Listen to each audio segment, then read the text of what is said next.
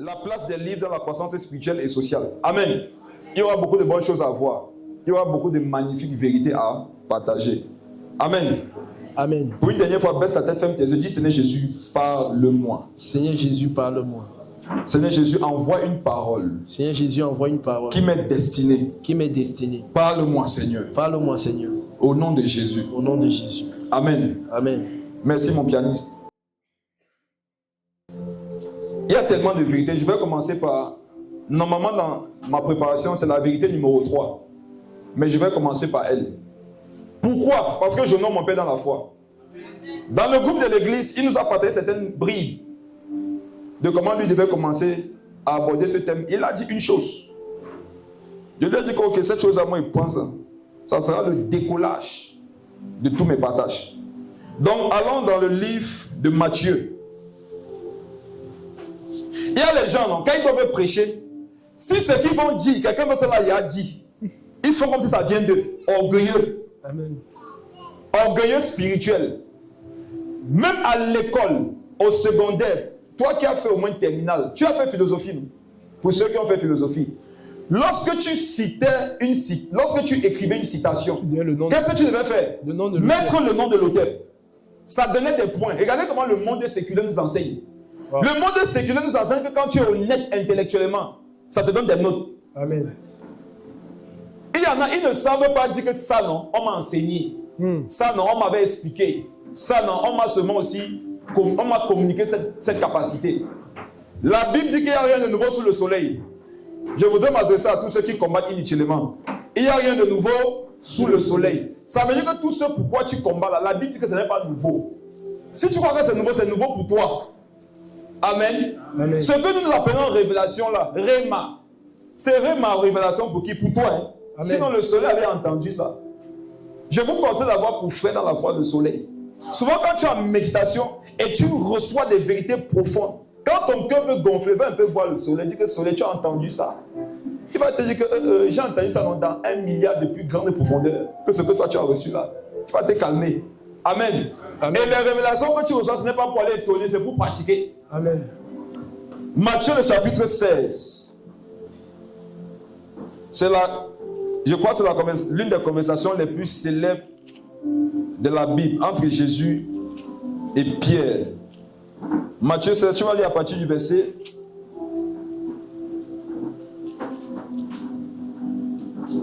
13. Rapidement, lis rapidement. Matthieu 16 à partir du verset 13. Matthieu 16, 13.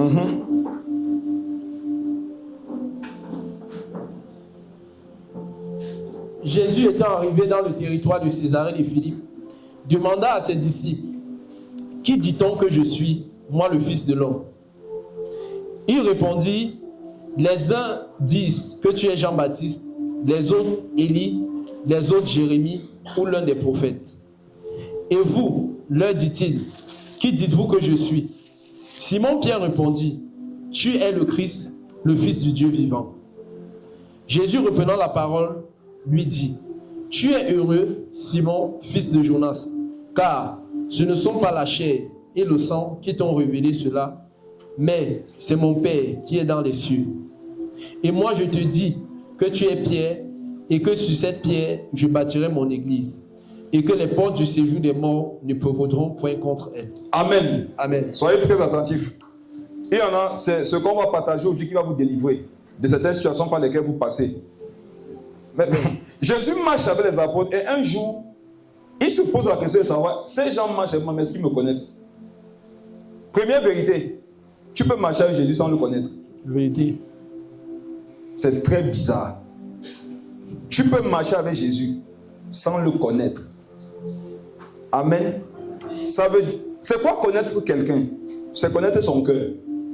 Quand la parole de Dieu parle de la connaissance, ce n'est pas tout ce qui est extérieur, c'est ce qui est intérieur. C'est la raison pour laquelle la première chose que tu dois chercher à changer quand tu rencontres Jésus, ce n'est pas ce qui est extérieur, c'est ce qui est intérieur. Jésus dit, je sais que vous voyez mon visage, vous voyez ma taille, vous voyez mon teint, vous voyez mes vêtements, mais est-ce que vous connaissez mon cœur? Est-ce que vous savez qui je suis, ce pourquoi j'ai été envoyé? Qui dites-vous que je suis? Ils ont commencé par dire quoi? Ce que les autres disent. On comprend que les apôtres à cette époque étaient champions dans le fait de considérer ce que les hommes disent. Jésus te demande qu'est-ce que tu penses de lui, tu lui dis d'abord ce que les autres disent. Et alors c'est comme ça que vous êtes. Vous ne parlez pas de Jésus en faisant des expériences que vous avez ou de ce que vous avez étudié, mais c'est de ce qu'on a dit à l'église. Ayez l'attitude qu'on voit dans Acte 17 au verset 11. Les Béréens. Quand les Béréens venaient à l'église comme ça s'asseoir avec les Bibles, avec les cahiers pour noter, ils avaient eux-mêmes avant ça une vie de méditation. Avant de dire Amen, lui-même il avait déjà une idée sur le sujet. Et l'une des méthodes par lesquelles Satan détruit le plus de vies et de personnes, de familles, d'entreprises aujourd'hui, c'est par le protocole de l'ignorance. N'oubliez pas, Osée 4 verset 6 dit quoi? Mon peuple périt parce qu'il manque la connaissance. Donc, Dieu voudrait que tout son peuple ait la connaissance. Amen. Tu dois toi-même avoir une communion avec Dieu qui fera que lorsque tu viens à l'église, tu ne sois pas dupe. Amen. C'est parce qu'il y a de faux chrétiens qu'il y a de faux prophètes. C'est parce qu'il y a plein de faux chrétiens qu'il y a de faux pasteurs. Supposons que dans une assemblée, tu demandes une communion avec le Saint-Esprit. Tu vas venir t'amuser là-bas? Pas du tout. Tu vas venir mentir aux gens là-bas, on va te laisser. Pourquoi est-ce qu'on t'envoie avec ton numéro de téléphone prendre tout ce que tu as chez toi? C'est parce que tu ne médites pas. Un monsieur pas dormi à l'hôtel, il vient le matin avec une grosse veste, il ouvre la Bible. Il dit lève-toi, ton numéro de téléphone 677 82 88 00. Tu dis man of God. Avance papa, prophétie. Oh, le gars, c'est qui ont prophétisé la masturbation, on n'a pas vu. L'esprit de prophétie qui voit les numéros de téléphone et non les péchés, c'est l'esprit de Python. Ça, c'est la vérité. Si quelqu'un dit qu'il t'a prophétisé un jour, il t'a donné les informations que Inspecteur Colombo peut voir. Mais il ne t'a pas donné les informations que seul Dieu peut voir. Il n'a pas prophétisé. Il a chauffé ton cœur pour que tu restes dans le péché. L'esprit de prophétie, c'est quoi? C'est que quelqu'un dit au milieu de vous. Vous voyez ceci tous les dimanches, non? Vous allez encore voir ça tout à l'heure. Amen. Salut, les nouveaux, que Dieu vous soyez la bienvenue. Ici, quand on va prophétiser, c'est les nouveaux qui est là pour sa première fois. Tu ne vas pas dire qu'on se connaît. On te donne le micro, ça commence. Amen. Amen. Amen. Et ce qui est caché là, on voit. Amen. Mais derrière les choses, on ne va pas forcément dire ici. Parce que le but n'est pas d'exposer quelqu'un du milieu, de démontrer quelconque puissance, non. Le but de la prophétie, c'est d'édifier, consoler et quoi? Exhorter. Donc, Jésus dit vous-même, regarde, laissez ce que les autres disent. Vous, qui dites-vous que je suis? Tu dois avoir ton avis personnel sur le Seigneur. Ce qui t'enseigne lorsque vous étiez dans l'intimité. Ce qui t'enseigne lorsque tu médites. C'est très important pour la suite. Parce que si il n'avait rien à dire, Jésus n'aurait pas continué le discours. On voit qu'il avait 12 apôtres, mais un seul a répondu. Vous savez ce que ça veut dire? Parmi les 12 apôtres, non, un seul cherchait Dieu. Un seul cherchait Dieu, c'était l'apôtre Pierre. Et curieusement, c'est celui qui avait le plus de défauts. Amen. Amen. Paradoxe. Le seul qui a eu la révélation, quand tu lis les évangiles et même Actes des apôtres, c'est celui qui a fait le plus d'erreurs. Vous savez pourquoi certaines personnes font beaucoup d'erreurs dans le spirituel? C'est parce qu'ils cherchent effectivement Dieu. Regardez un exemple simple. Si vous allez à l'école 2 élèves et qu'on donne les devoirs, 10 devoirs, il y a quelqu'un qui ne fait aucun des devoirs, il y a un autre qui fait les 10 devoirs, mais il rate tout. Qui aura plus de fautes? Celui qui a fait... Pardon? Celui qui a fait les 10. Qui aura plus de fautes? Celui qui a fait les devoirs. Mais n'est-il pas mieux que celui qui n'en a fait aucun? Si. Donc les erreurs que vous voyez répétées dans la vie de certaines personnes, c'est parce qu'elles cherchent Dieu. Alléluia. Vous voyez certaines personnes tomber là. C'est qu'ils cherchent Dieu. Je ne dis pas les gens qui pratiquent le péché. Je dis les personnes que tu vois sincères.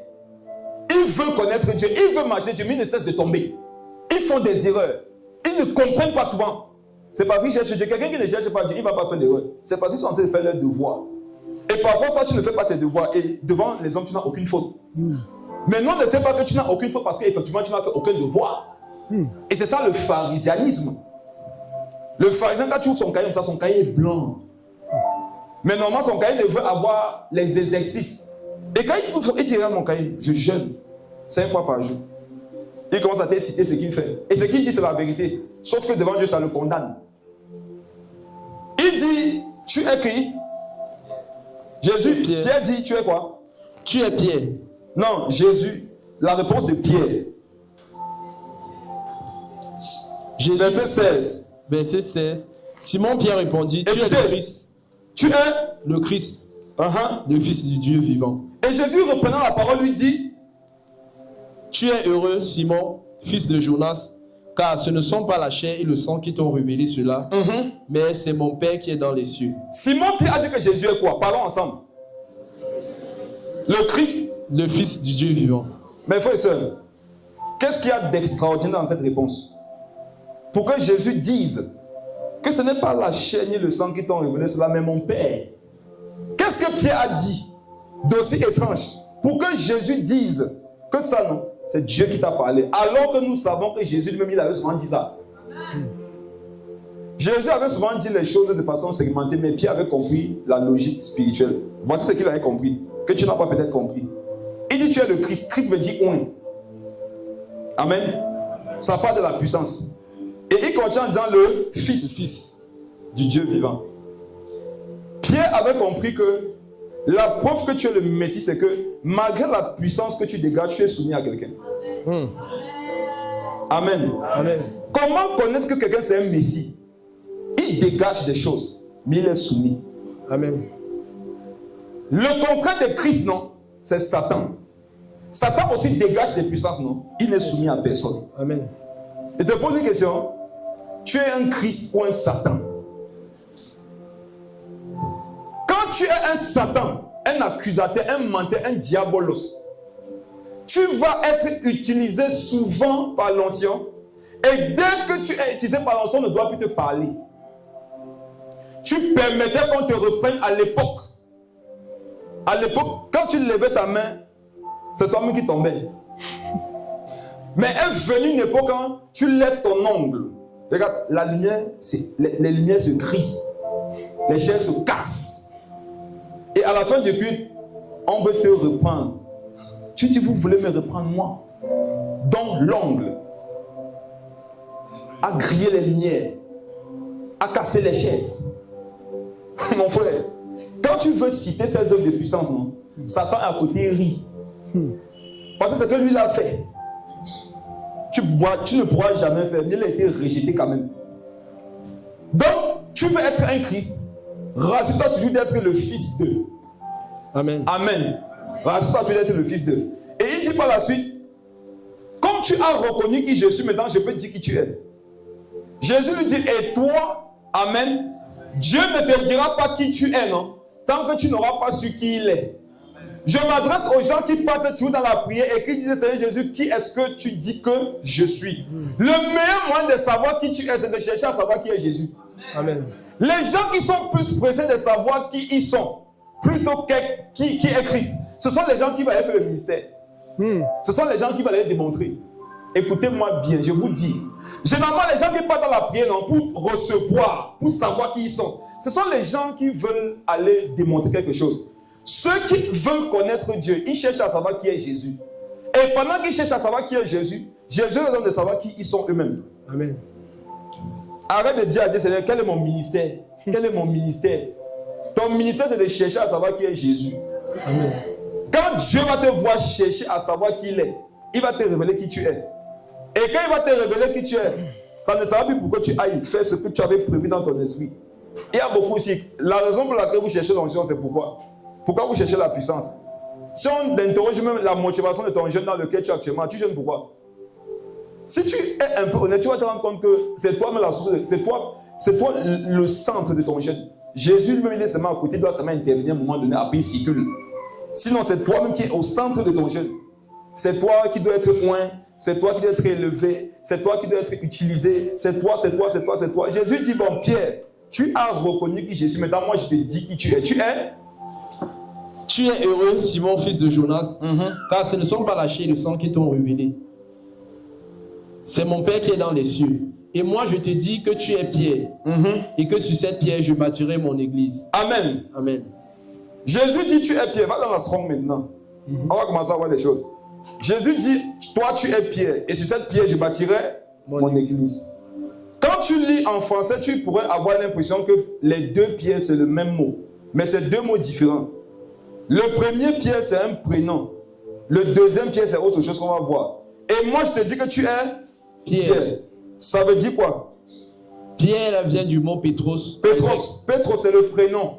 Qui veut et dire... sur cette Et sur cette pierre, Le deuxième pierre là, c'est quoi? Petra. Petra. Maintenant, remplace Petros et Petra dans le verset. Relis. Et moi, je te dis que tu es Pétros, et que sur cette Petra, je bâtirai mon église. Très bien. Qu'est-ce qui s'est passé? Pierre a reconnu qui est Jésus. Maintenant, Jésus dit que toi, qui es, non? La personne.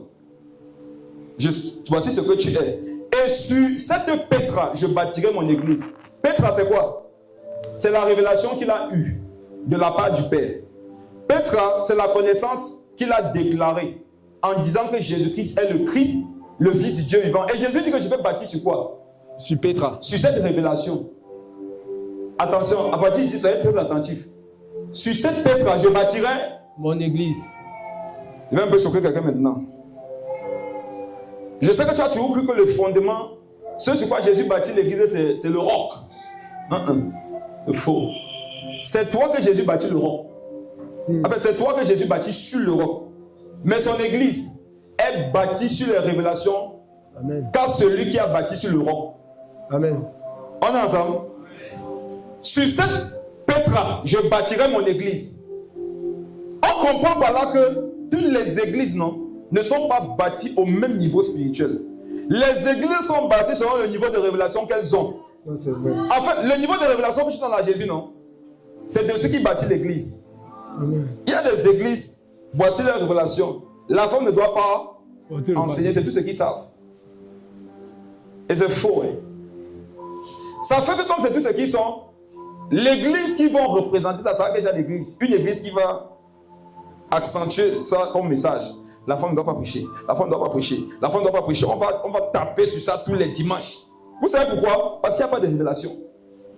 Et quand il n'y a pas de révélation, non, on fait avec ce qu'on a. Il y a des églises, tu vas arriver aux chaque jour, on ne va pas te parler du péché. On va dire que la femme ne doit pas mettre les bijoux. Les bijoux, les bijoux, les bijoux. Année après année, le pantalon de Deutéronome 22, le verset 5 a dit. Hey! Quand j'étudiais ces affaires de pantalons, j'avais dit que non. Pour dire qu'une femme ne doit pas mettre le pantalon et se baser sur la Bible, non. Il faudrait que ton degré d'ignorance et de perdition soit à l'échelle de l'égarement de Satan, mais pas derrière. Tu prends Deutéronome 22, le verset 5. Deutéronome, c'est quoi? Le Pentateuque. Moïse. Des centaines et des centaines d'années avant Jésus. Amen. Maintenant, Jésus lui-même, non? Le pantalon est venu des centaines et des centaines d'années après lui. Le pantalon du 4e siècle, pour ceux qui étudient. Il y avait un pantalon sur ça. Le pantalon, allez faire, allez chercher. Je vous avais parlé du pantalon, ce qui arrivait à un certain siècle. C'était pour l'équitation. Les gens qui montaient les chevaux. Le pantalon a été inventé pour monter sur le cheval. Maintenant, tu te lèves, pasteur. Tu dis que ce qu'on avait écrit dans Deutéronome 22, verset 5 là, des milliers d'années avant ça, c'était le pantalon. Et quiconque ne se soumet pas à ça, n'ira pas au ciel. Et il y a toujours au moins 2 sœurs qui prophétisent dans ces églises pour avoir un songe. Elle va venir le dimanche prochain. On dirait que c'est quoi prophétesse? Prophétesse, on va même mettre quelqu'un nom. Prophétesse ignorante. Elle dit que j'ai vu, on donne le micro à la sœur. Elle dit j'étais en enfer. Et la sœur n'a jamais les bijoux. Tous ses cheveux sales au vent. Sa vieille robe mal lavée, pas repassée. Parce que c'est ça la consécration. J'ai vu des femmes. Elles brûlaient, c'était affreux. J'ai dit, Seigneur, pourquoi elles sont ici? Le Seigneur m'a dit, mettez les bijoux. J'ai dit, Père. J'ai crié, j'ai pleuré. Il m'a dit, va les avertir. Va dire à mon église que je reviens. Va dire à mon église que je ne veux pas les pantalons. Et elle-même, là, souvent, non, elle est accro à la masturbation. Vérifiez la vie des gens qui sont là avec les révélations penchées là. Ils sont esclaves du péché. Ça, c'est vrai. C'est le constat que j'ai fait. Ça, c'est vrai. Les basiques de la foi vous ont dépassé. Vous essayez de frayer les gens pour nous faire croire que vous êtes consacrés. On n'a pas peur de vous. C'est ton voisin. Dis qu'elle n'a pas peur de toi. C'est elle qui fait ça. C'est ton voisin qui fait ça. Dis qu'elle n'a pas peur de toi. Tu ne dis pas pourquoi. Fais ce qu'elle dit. Dis ça à ta voisine. Ça peut être, on ne sait jamais. Dis que tu ne me fais pas peur. Tant que ce n'est pas écrit, n'ayez pas peur. Amen. On va prendre le verset hors de son contexte. Je ne permets pas à la femme d'avoir les tresses, d'avoir les bijoux. Tu as médité le passage. Voilà un Dieu. Vous voulez nous faire croire que notre Dieu c'est Allah. Un Dieu qui interdit les choses sur la terre, mais il donne ça au ciel. Allah t'interdit le vin sur la terre, mais au ciel, tu vas boire seulement. Jésus t'interdit les bijoux sur la terre, mais au ciel, on dit qu'on sera paré. Regardez, vous qui ne mettez pas les bijoux, vous serez découragé au ciel. Au ciel, on ne met pas les bijoux. On dit paré. Ça veut dire que non, chaque partie de ton corps a un bijou. Et on voit les bijoux les boucles dans tes yeux. Donc quand tu vois un cling, c'est l'or, cling. Et c'est les mêmes frustrés parce qu'ils ont échoué leur vie sociale qui attaquent ceux qui achètent les bijoux chers. Comment ils ne sont pas acheter une bague à 10 millions? Non, Seigneur, elle n'a pas le fardeau des pauvres. Tu es où pour aider les pauvres? Toi qui as le fardeau des pauvres, pourquoi toi-même tu es pauvre? Tu as vraiment le fardeau au point d'avoir pris la place. N'ayez pas peur des révélations soi-disant qui ne s'appuient pas sur les Écritures. Soyez comme Jésus en face de Satan. Quand ces gens animés de l'esprit de mensonge, dis-leur qu'il est écrit. Amen. Il est écrit. Tu sors ton... Prenons le verset dans son... Voyons ce que la Bible a dit. Maintenant, c'est pour ça que la Bible nous a donné de comprendre que, mon ami, il faut étudier, non? C'est le thème du mois. Amen. Jésus dit à Pierre que je ne veux pas bâtir l'église selon ce que je voudrais faire. C'est délicat. Je ne veux pas bâtir l'église ce que je sais qui doit être fait. Je vais bâtir l'église sur la base de vos connaissances. Wow. Mais frère, si ça ne dépendait que de moi, Jésus devrait bâtir l'église selon lui. Amen. Mais ça dépend de vous et moi. Ce que nous avons compris. Je ne sais pas si vous voyez. Amen. Il y a les églises où on dit que l'église doit avoir le nom. À un moment donné, il faut faire les papiers, non? Si. Pour faire les papiers là-bas, il faut un nom. Qu'est-ce que l'homme de Dieu va dire? Puisqu'il n'a pas la pétra, il va dire, nous ne sommes pas compromis, nous sommes comme ces églises qui sont dirigées par le gouvernement, parce que pour lui, non, quand une église a le nom, ça veut dire que le gouvernement dirige. Mais il a la carte d'identité. Il a le permis de conduire. Il a l'acte de naissance. J'étais avec mon père dans la foi un jour, quelque part. Et un frère qui commençait à s'égarer m'a posé une question. C'est mon père qui a répondu, ça veut dire que ça l'avait énervé. Il me dit, apôtre, j'ai dit, les alliances qu'on met lorsqu'on se marie, est-ce que c'est biblique? J'ai seulement entendu mon père dire que ta carte d'identité c'est biblique. Mais frère, quand les gens veulent être fous, non? Aidez-les à être fous. La Bible dit que ne réponds pas au fou selon sa folie. Mais apôtre te dit que réponds-lui, de peur qu'il ne se croie sage. En quoi est-ce que le fait que tu sois déclaré comme église, c'est le contrôle?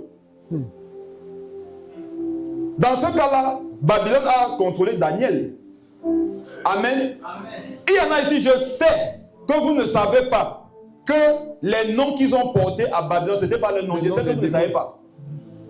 Quand on dit Shadrach, Meshach, Abednego, vous donnez les prénoms à vos enfants, non?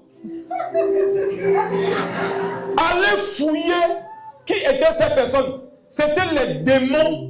C'était les divinités, les démons babyloniens. Mais tellement ils sont allés au-delà du nom. Tu donnes ça à ton enfant. Leur vrai nom c'était quoi? Anania, Mishkaël, quelque chose comme ça. Azaria, merci. Donc, le fait qu'on leur a donné un nom, Daniel a dit qu'on va montrer à ces gens que le nom, ce n'est pas l'encre sur le papier. C'est la dimension dans l'esprit. Amen. Voilà pourquoi on pourrait taxer Jésus de Belzébul. Ça ne va pas changer son ordre de mission de Messie. Amen.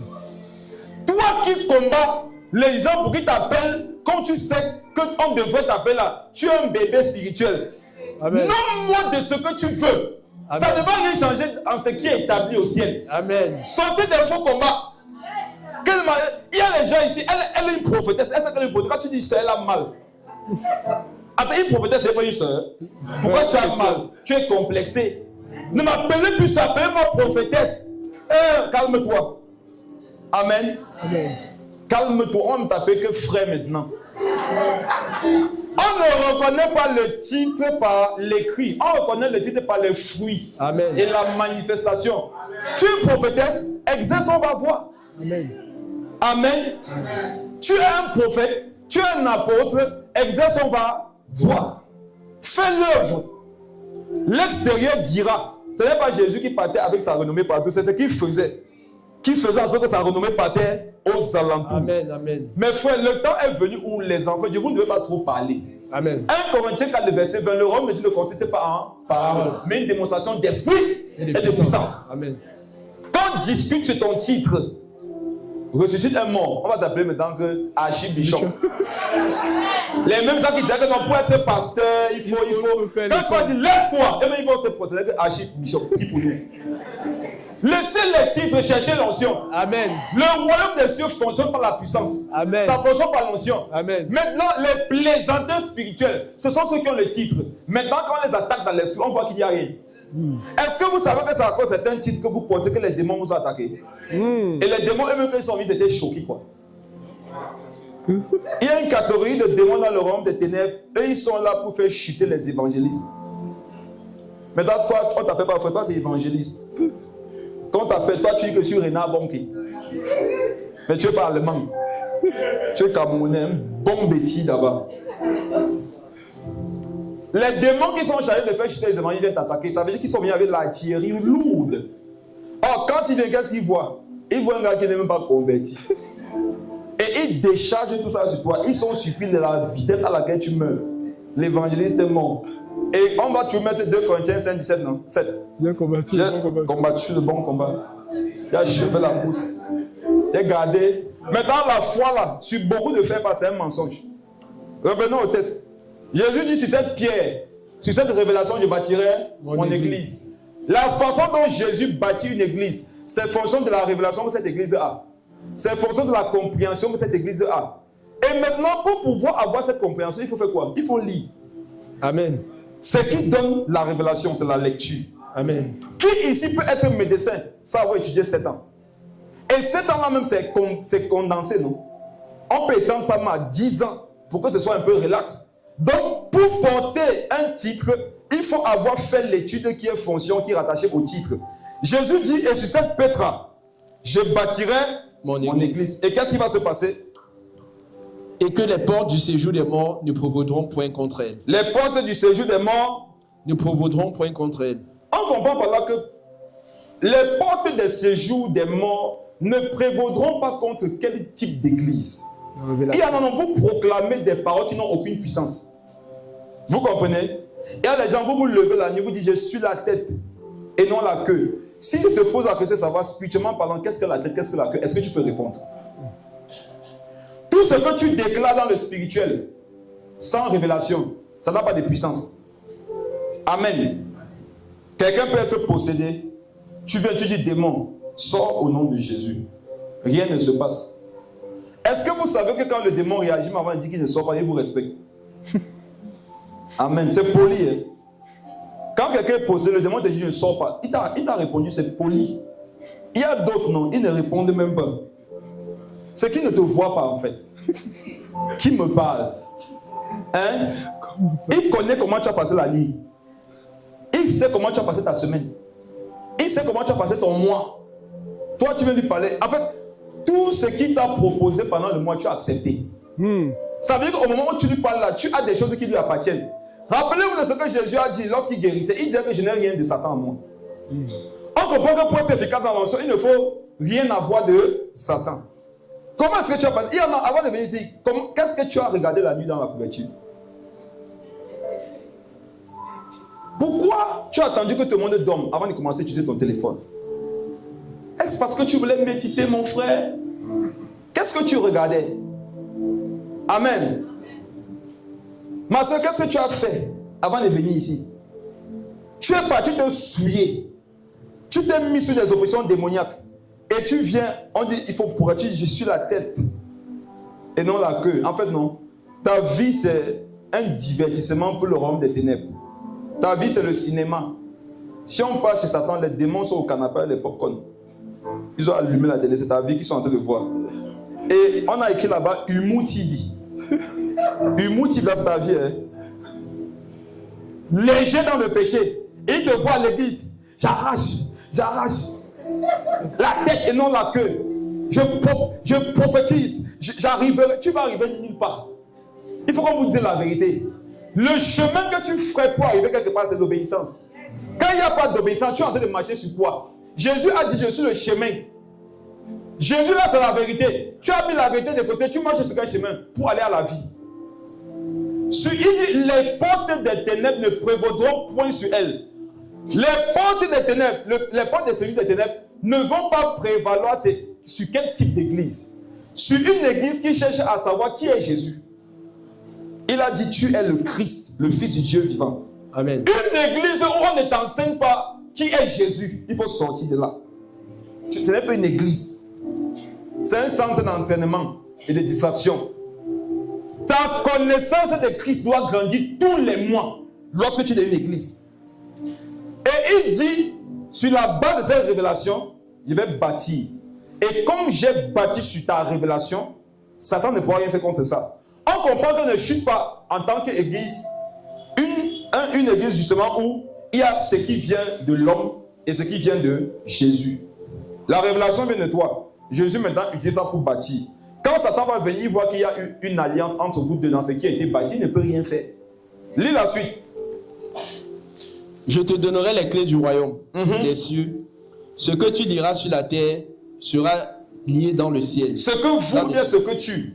Ce que tu liras. Ce que vous ou bien ce que tu. Ce que tu. Donc, il a posé la question à tous les disciples. Mais qui a reçu la clé? Celui qui avait la révélation. Amen. Amen. Et quand on parle de révélation, ce n'est pas le nom du coq qui a chanté quand Pierre a régné Jésus. Amen. Quand on parle de révélation, ce n'est pas le groupe sanguin de l'âne qui a parlé à Balaam pour lui dire que tu vas où. Amen. Quand on dit révélation, ce n'est pas la pointure de Jésus. Parce qu'aujourd'hui, tout est appelé révélation. C'est quoi une révélation? C'est une connaissance qui me donne les informations exactes sur Jésus. Une connaissance qui ne te donne pas les informations exactes sur Jésus, ce n'est pas une révélation. Vous comprenez?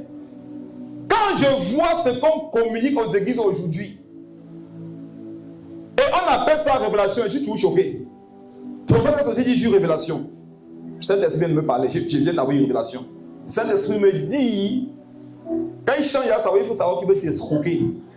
Et Saint-Esprit me dit, je vois 4 bébés, j'ai une révélation, je vois 4 bébés. Le Saint-Esprit me donnait des bébés.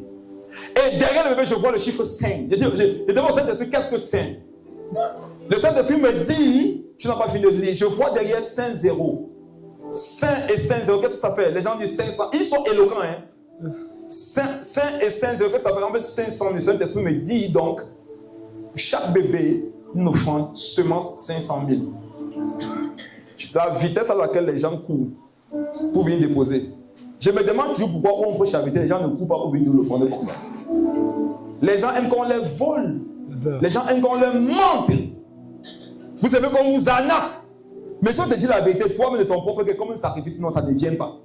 Et pourquoi souvent on va t'arnaquer? Parce que tu as refusé la vérité. Je répète que la révélation, ce sont les informations qui te donnent de connaître Jésus-Christ avec beaucoup plus d'exactitude.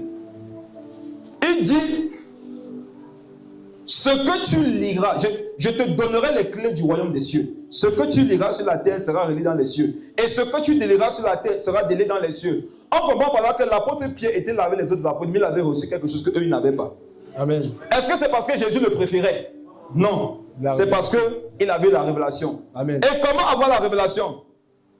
Allons voir ce que le même Pierre nous a enseigné. S'il dit ici que qui veut recevoir ce que Pierre avait reçu, tout le monde va lever la main. Allons voir ce que Pierre a enseigné. Pour que ce jour-là, lorsque Jésus lui pose la question, il avait la bonne réponse. 1 Pierre. 2 Pierre 1. 2 Pierre 1, le verset 5. 2 Pierre 1, verset 5. À cause de cela même, faites tous vos efforts pour joindre à votre foi la vertu. Attends. L'apôtre Pierre qui a bien répondu, qu'est-ce qu'il nous donne comme conseil ici? Il nous demande de jeûner quoi? à notre foi la vertu. Il demande de joindre à la foi. On comprend par là que la foi ne suffit pas. Amen. Si la foi suffisait, on n'aurait plus rien à rajouter dessus. Il dit rajoute à la foi quoi? La vertu. La vertu. À la vertu, la science. À la vertu, la science. La science, c'est quoi? C'est la connaissance. La connaissance. Amen. Il y a des réponses que tu ne pourras pas donner à Jésus si tu n'étudies pas. Et Jésus attend les bonnes réponses pour bâtir dessus. Ça veut dire que si tu ne donnes pas la bonne réponse, qu'est-ce qui se passe? Malgré le fait que tu auras eu une conversation avec Jésus, tu repartiras tel que tu es venu. Vous savez ceux qui ne changent pas l'église? Ce sont ceux qui viennent tout apprendre les dimanches. C'est eux-là qui ne changent pas.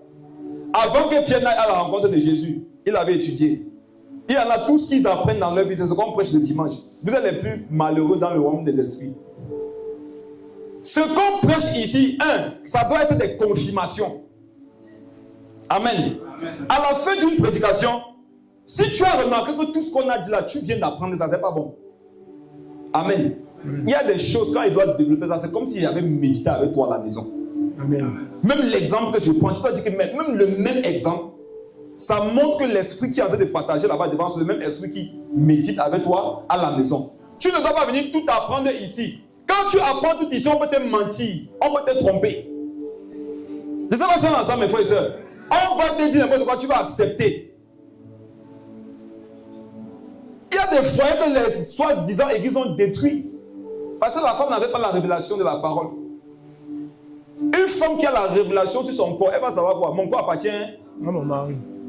Maintenant, tu arrives à l'église. Le prophète dit, ah sœur, je dis révélation. Elle lui dit que c'est fort. Il dit, donne le micro là-bas. Il dit, parce que ton mari n'est pas converti. Elle dit, oui, prophète, c'est ça. Quand c'est d'abord frère, un tournant, il crâne d'abord un peu, non? Il dit, le Saint-Esprit me dit, quand tu es chrétien, tu as le Saint-Esprit. Quand tu es païen, tu as les démons. Est-ce que c'est faux? Non. Qui sait comment reconnaître les faux prophètes? Je vous donne les deux angles majeurs de la Bible. Premier angle. La Bible dit que lorsqu'il va dire, ça ne va pas arriver. Maintenant, le Seigneur sait qu'il y en a qui sont forts. Ils vont dire, ça va arriver. Le Seigneur a aussi dit comment les attraper. Le Seigneur dit, lorsqu'ils prophétiseront et que ça arrivera, tu sauras qu'ils sont faux par la prescription qu'ils donneront à Israël. Donc, quand quelqu'un t'a dit une chose arrive, ne commence pas à dire qu'il est un vrai prophète, c'est pas sûr. Attends de voir maintenant ce qui va te prescrire. Donc, la révélation est vraie, non? Son mari est païen, hein? Donc il a le mauvais esprit. Maintenant, il va te dire, ma soeur, ne couche plus avec lui. C'est son mari, hein? On parle de son mari, hein? Il l'a amené devant les parents, l'a amené à l'église. Pourquoi? Parce que si tu vas avec lui, il va te communiquer les démons. Waouh! Pourquoi ce n'est pas une révélation? Parce que la Bible nous a dit que son corps, ça appartient à qui? À son mari. On a dit que son mari là, c'est un bishop, c'est un apôtre. Jamais. Regarde, si c'est le maître de la franc-maçonnerie dans le monde entier, si c'est ton mari, la Bible dit que ton corps lui appartient. Si ça te fait mal, que ton corps appartient à un franc-maçon, prie pour sa conversion. Amen. Amen. Là, voilà qu'il rentre à la maison à 4 heures. Son mari dit que, ouais, bé. Et il ne me touche pas. Satan, Jesus, le pasteur avait raison, le feu sur toi. Le gars dit, hey, Sonia, oh Dieu, c'est un démon. Quand tu mangeais mes mamans, il n'était pas un démon.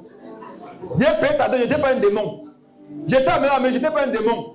Au Dieu devait dormir. Depuis que tu parles des églises, ça devait les affaires de l'église. Ce n'est pas l'église, pardon. Peut-être que je suis en train de parler comme ça. Il y a un monsieur ici qui était dit ça, le père. Ce n'est pas l'église, c'est la boutique. Ce n'est pas l'église. Amen. Si elle était à l'église, non, on devait lui dire que va donner ton corps à ton mari. La Bible dit que ça lui a, c'est pour lui. Voilà ce qu'on appelle une révélation, parce que c'est exactement ce qui est écrit. Amen. Faites attention, surtout quand vous êtes marié à des inconvertis. C'est par votre vie qu'ils vont venir à Jésus, mais ils vont encore plus se reculer d'avec lui. Beaucoup de personnes se sont éloignés davantage du Seigneur parce qu'ils étaient mariés à des chrétiens déséquilibrés. Elle sait que son mari rentre à 14 heures. Et lui, il a beaucoup l'appétit. Elle doit préparer avant son retour. Le pasteur l'appelle et dit, ma soeur, Le Saint-Esprit vient de me donner une révélation. Amen. Quand tu bâtis ta maison, tu permets à Dieu d'utiliser pour bâtir l'église. Là, voilà qu'il laisse sa maison. Son mari, elle est à l'église. 40, est-ce qu'il est converti? Et lui, il aime trop voir la boxe. Et quand tu aimes trop voir quelque chose, tu vas souvent vouloir pratiquer. Souvent, c'est l'occasion qui manque. Tu étais où? J'étais allé. Est-ce que va finir l'église? Elle va appeler le pasteur et dire, pasteur, on me persécute à cause de ma foi. Qui te persécute? Toi-même. Tu es jugé de ta bêtise. Tu es exactement comme quelqu'un qui en partant au volet a cassé son pied. Ton mari au-dessus de ton pasteur, de ton daddy, de ton papa, ton padre est là, t'appelle à 14h. Ton mari t'appelle à 14h. Tu dis au pasteur, désolé, je dois rapprocher mon mari, m'appelle. Amen. Quoi? Tu rapproches parce que ton mari t'appelle? Ton mari te parle du ciel? Mon mari ne me parle pas du ciel, mon mari c'est mon ciel. Donne-moi un bon amen. Amen. Pardon, chrétien, allez dire aux mariés ce que la Bible a dit. Amen. Il y a trop de blasphèmes dans les foyers chrétiens païens à cause des gens qui ne comprennent pas ce qu'on appelle la révélation. Amen. 1 Pierre, le chapitre 3, dit que si ton mari est inconverti, gagne le sang par. Waouh! C'est toujours Pierre. Ouvrons une parenthèse. Regarde, si Dieu me conduit par là pour un temps, ça a son client ici. Force, ça a son client. Ça a son client. Il a son client. Écoutez combien de fois vous avez la puissance de convertir vos maris. 1 Pierre 3, lis le verset 1. Vous serez choqués par ce que je vais dire ici. 1 Pierre 3, verset 1. Oui. Femmes, soyez de même soumises à vos maris, afin que si quelques-uns sont rebelles à la parole, Homme de Dieu, écoutez. Afin que si quelques-uns sont rebelles à la parole, qu'est-ce qui se passe? ils soient gagnés sans parole. Ils soient gagnés sans parole. Oui. Par la conduite de leurs femmes. Je vous explique ce que le verset ci dit. Je ne suis pas un faux homme de Dieu, c'est la Bible. Le Seigneur dit que où sa parole a échoué, non?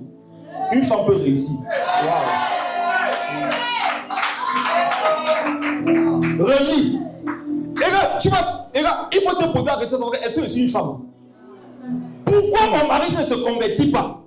Si la Bible dit la vérité, pourquoi il ne se convertit pas? Relis. Femmes, soyez de même soumises à vos maris. Oui. Afin que si quelques-uns n'obéissent point à la parole. On dit qu'afin que s'ils n'obéissent pas à la parole, ça veut dire qu'ils connaissent la parole, mais ils refusent de s'y soumettre. Lis la suite. Ils soient gagnés sans parole. Ils soient gagnés sans quoi? Sans parole. Ça veut dire qu'une femme vertueuse, non, a la capacité de faire sans la Bible ce que le Saint-Esprit n'a pas pu faire dans la vie de son mari avec la Bible. Pourquoi? Elle est le Jésus qu'il voit. Elle est la révélation de Dieu qu'il voit. Elle est l'église qu'il voit. Elle est la révélation, la vérité, la vie de Christ qu'il voit. Il est plus réel pour lui de croire ce que tu dis par ce qu'il voit dans ta vie. Qu'il soit gagné sans parole. C'est fort, hein? Par la conduite de leur femme. Ton mari n'est pas converti, non, c'est de ta faute. Non, son cœur est trop endurci. La Bible dit que si son cœur là est endurci, comment non? Si toi là, tu es une femme, il va se convertir. Le problème c'est que tu veux qu'il se convertisse, mais quand il parle, tu réponds. C'est ça, tu veux qu'il se convertisse. Il fait bien de ne pas se convertir parce que s'il se convertit, il se sera converti à un Jésus qui a enseigné aux femmes à répondre à leur mari. C'est pour ça qu'il ne se convertit pas.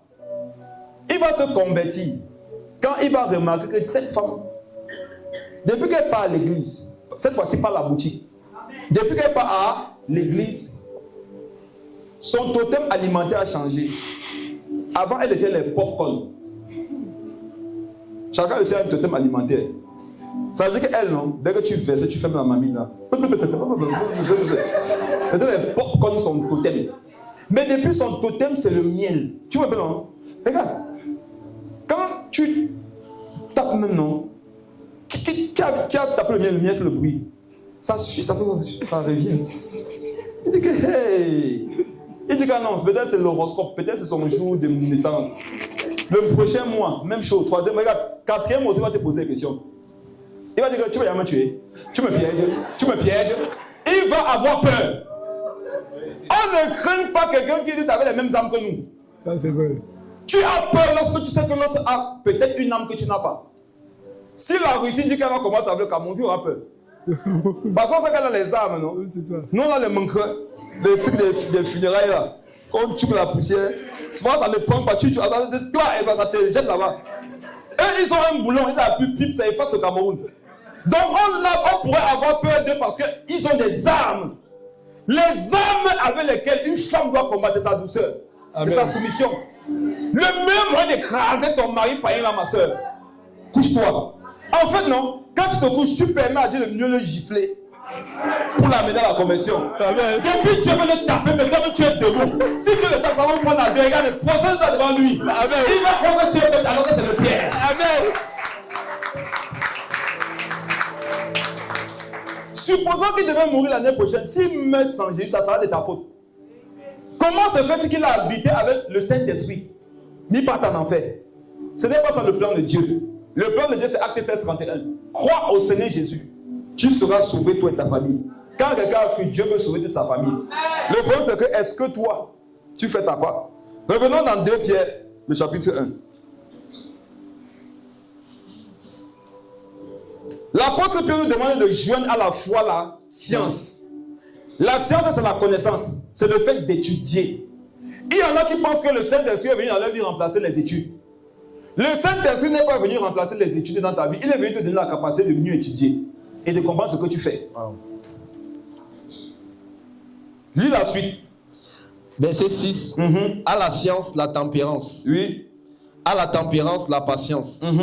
À la patience, la piété. À la piété, l'amour fraternel. Oui. À l'amour fraternel, la charité. Continue. Car si ces choses sont en vous et ils sont avec abondance, elles ne vous laisseront point oisifs ni stériles pour la connaissance de notre Seigneur Jésus-Christ. D'accord, donc on comprend que tout ça c'est pour connaître Jésus. Amen. On est ensemble. Tout ça c'est pour connaître Jésus. Et on dit si ces choses sont en vous en abondance, elles ne vous laisseront pas oisives. Donc l'oisiveté, c'est une manifestation du refus d'apprentissage. Toute personne dans sa vie qui refuse d'apprendre, c'est quelqu'un qui sera oisif. Pourquoi tu passes ton temps à marcher au quartier? C'est parce que tu ne veux pas étudier. Mais frère, il y a tellement de choses à étudier sur la terre que tu ne devrais pas avoir une heure comme ça, gaspiller n'importe comment. Quelqu'un, je m'a demandé s'il regarde le football. Il a dit que le football. Un match de football, c'est combien de temps? 2 heures. 1h30, non, 90 minutes. Il y a les publicités, il y a l'avant-match, il y a l'après-match. Donc, quelqu'un qui se respecte va dépenser au moins 2h30 là-bas. Et te pose une question. Supposons que tu partais interroger le Saint-Esprit le matin. Tu dis, Seigneur Jésus, voici 24 heures que tu m'as donné pour une journée. Est-ce que tu aimerais bien que je prenne 2h30 pour aller regarder le ballon? Toi-même, tu peux demander ça à Dieu. Tu sais que ça ne sera pas cohérent, non? Parce que ta propre vie de méditation et de prière réunie depuis une semaine, ça n'atteint même pas 2h30 là. Ça veut dire que si on cotise les moments où tu dis que tu as médité et prié, ça n'atteint pas les 2h30.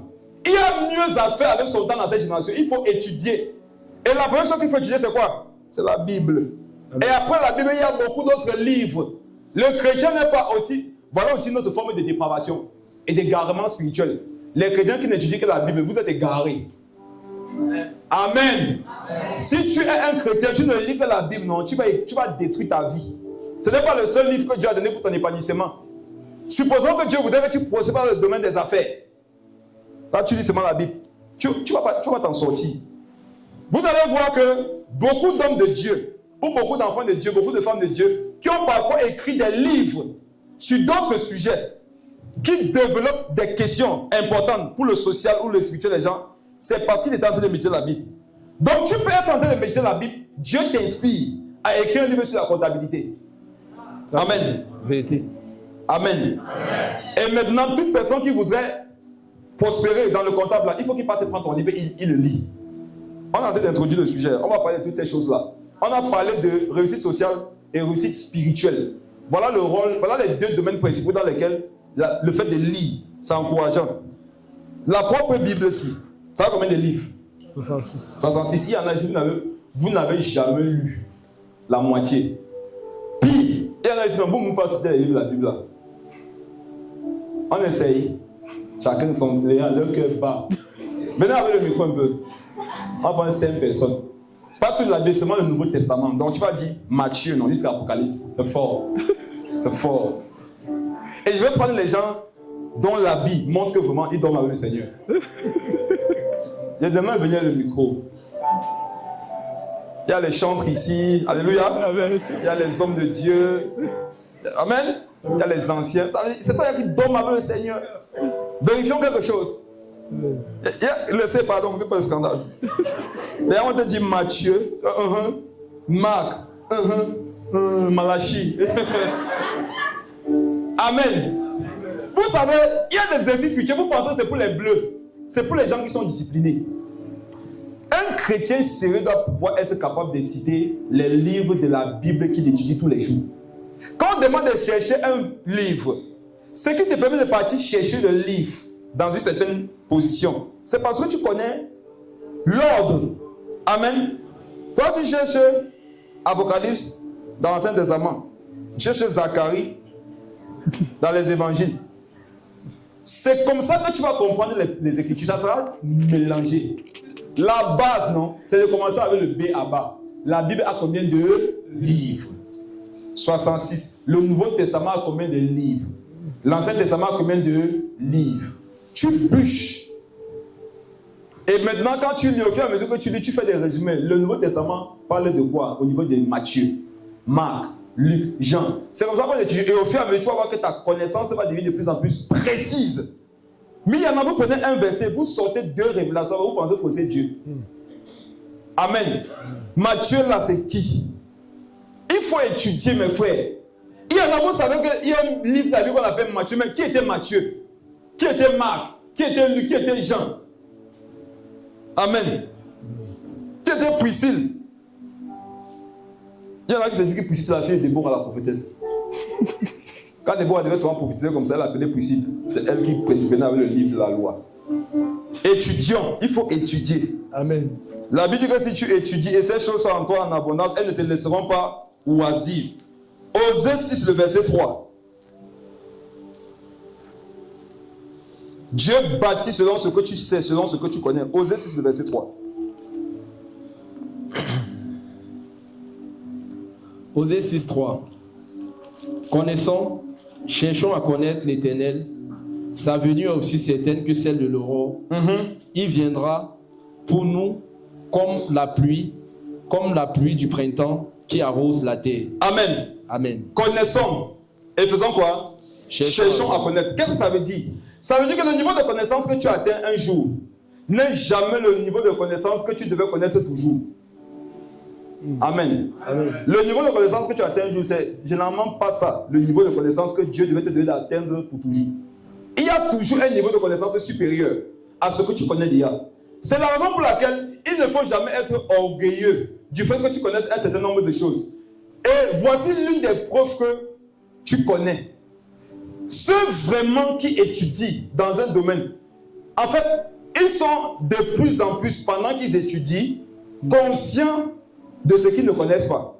Parce qu'au fur et à mesure qu'ils avancent, ils découvrent des choses. Et à un moment donné, ils se disent qu'au final, combien de choses y a-t-il à apprendre dans ce sujet? Et ça leur donne maintenant une attitude d'humilité. Amen. Amen. Tu peux... le corps humain est formé de quoi? La tête. Quoi d'autre? Le tronc. Le tronc et... Les 4 membres. Les 4 membres, non? Si tu parles d'un enfant de la maternelle, tu lui dis que quoi est-ce que contient le corps? Il va te dire quoi? La tête, le tronc, les 4 membres, non? Il va te regarder dehors, non? Est-ce que tu connais même ça? Pour lui, il connaît. Il a fini avec la révélation. Mais quand il va continuer à monter, il va arriver un jour, il va se rendre compte que la tête là, non? C'est encore constitué de plusieurs choses. Amen. Il y a le front, il y a les yeux, il y a le nez, il y a les lèvres, il y a les joues, il y a le menton. Il savait ça avant. Et là encore, il peut croire qu'il connaît.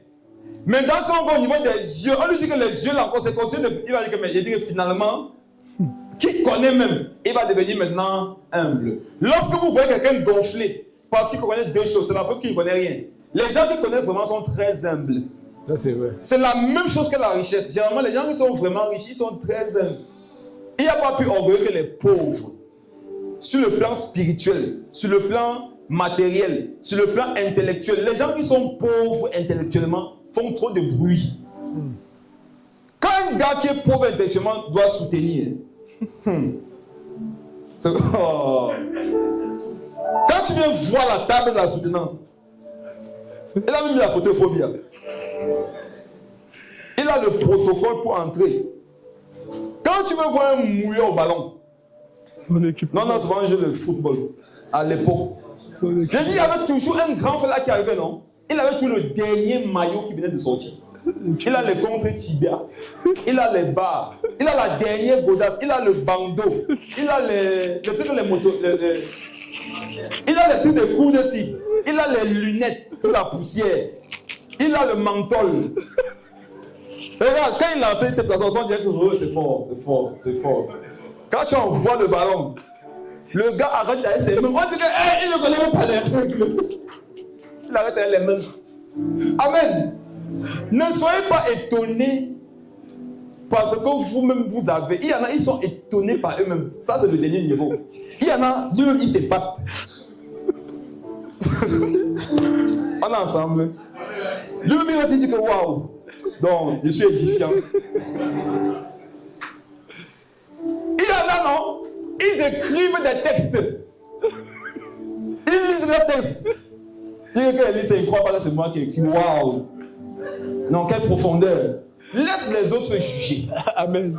Amen. Laisse les autres juger. Connais, non? Et cherche à connaître. Lorsque tu as atteint un niveau de connaissance, ta soif doit être d'atteindre un nouveau niveau de connaissance. Amen. Et c'est pour ça qu'il y a les diplômes. Niveau par niveau. Quel que soit le diplôme que tu as atteint, il y a quelqu'un qui est au-dessus de toi. Il y a quelqu'un qui est en deçà de toi. Donc il faut être humble. Amen. Donc la première vérité qu'on peut voir ici, c'est que Jésus bâtit son église sur la base de la connaissance et de la révélation qu'a cette église. Maintenant, une église qui veut aller loin doit connaître, chercher à connaître davantage. C'est une église qui doit étudier au niveau de la foi, au niveau de la science. Mais frère, c'est quand tu fais le ministère, c'est que tu comprends qu'il y a tout dedans. Si tu pensais que pour faire l'œuvre de Dieu, il faut seulement avoir la foi, tu ne vas pas faire deux pas, tu vas te décourager. Il y a tout dans l'œuvre de Dieu. Il y a l'administratif, il y a le logistique, il y a le judiciaire, il y a le social, il y a le médical, il y a tout dans l'œuvre de Dieu. L'œuvre de Dieu, ce n'est pas croire, ce n'est Jésus, tu seras sauvé, point final. Non, il y a plein de choses qui y sont rattachées. On est en train de mettre une crèche sur pied, non? Voilà, ça fait des moines sur les papiers. C'est là-bas où tu découvres tellement de choses. Qui est en train de faire ça? C'est l'église, non? Essaie de parler en langue là-bas. Une église qui ne parle qu'en langue va avaler sa langue parce qu'elle n'a rien à manger. Mais frère, un chrétien équilibré a compris que la première connaissance qu'il doit chercher à avoir, c'est la connaissance de la Bible. Ensuite, la connaissance qui est rattachée à mes besoins. Amen. Là-bas, maintenant, on va voir notre vérité.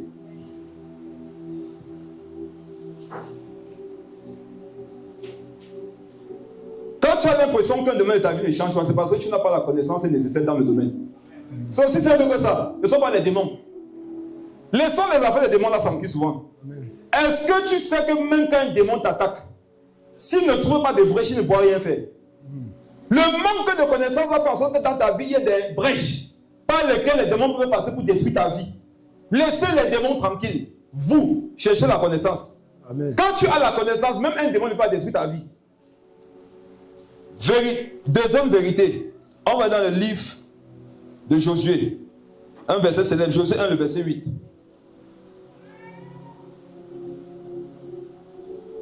Quand Dieu doit accomplir sa volonté dans ta vie, il va te conduire vers les livres. Josué 1, le verset 8, c'est un verset célèbre.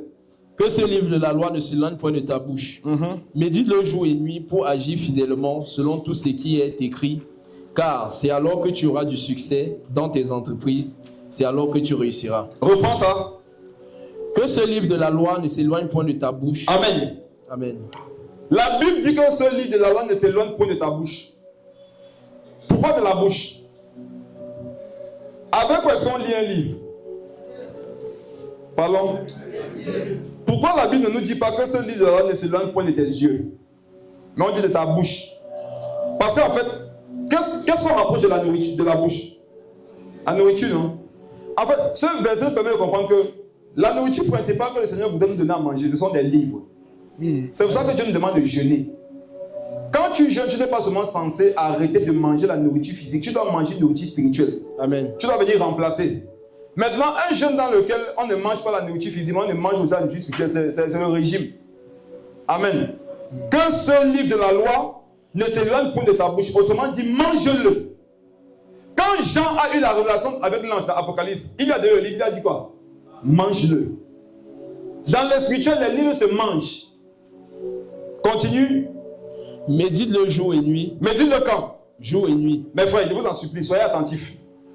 Quand vous remarquez que vous ne réussissez pas dans un domaine, allez prendre votre Bible, non? Vérifiez si vous êtes en train de faire les choses comme le protocole l'indique. Un médicament, c'est fait pour guérir. Mais quand tu ne lis pas la notice, tu prends le médicament comme tu veux, ça peut devenir un poison. Il y a les médicaments selon ton âge, tu dois prendre un demi-comprimé. Mais si tu ne lis pas la notice, tu vas seulement dire que moi je me sens très mal, je vais prendre 4. Après les 4 comprimés, overdose.